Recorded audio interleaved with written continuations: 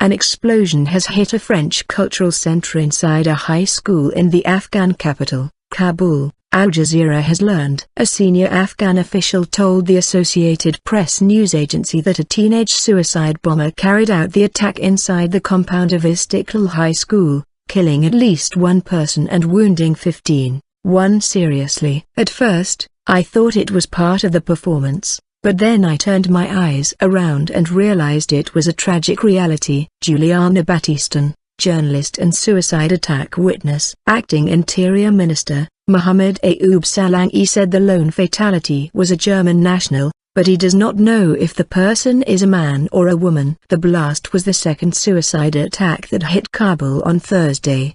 The Taliban has claimed responsibility for both attacks. Officials said the auditorium, which has a capacity of more than 100, was packed to the full with men, women and children, some of whom were foreign nationals, when the suspect detonated the explosives concealed in his clothes. A Kabul police spokesman, Hashmat Stanakzai, told Al Jazeera that the attacker was 16 or 17 years old. Al Jazeera's Jennifer Glass, reporting from Kabul, said the attack took place in a very secure part of the city. A documentary film, not a play, entitled Heartbeat, The Silence After the Explosion, was going on when the attack happened, our correspondent said. This is one of the few secure places where people can go out and enjoy some shows, she added. People are searched before going into this compound. The French embassy said that all the French citizens were safe. French Foreign Minister Laurent Fabius condemned the attack as barbaric. I firmly condemn this terrorist act which caused the death of several people and left many injured,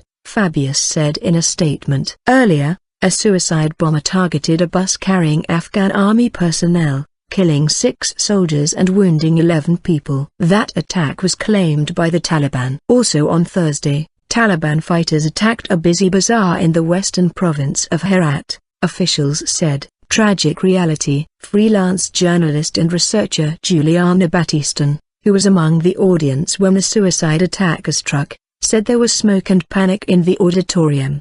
There were around 100 people there, mostly young Afghan, both boys and girls, said Battiston, who works for Interpress Service and some Italian newspapers. In the middle of the performance, I heard a huge explosion. At first, I thought it was part of the performance, but then I turned my eyes around and realized it was a tragic reality. Behind me, on the steps, there was a dead body. People were screaming and trying to reach the exit. Battiston said he saw at least 2 people carried out of the auditorium by other people.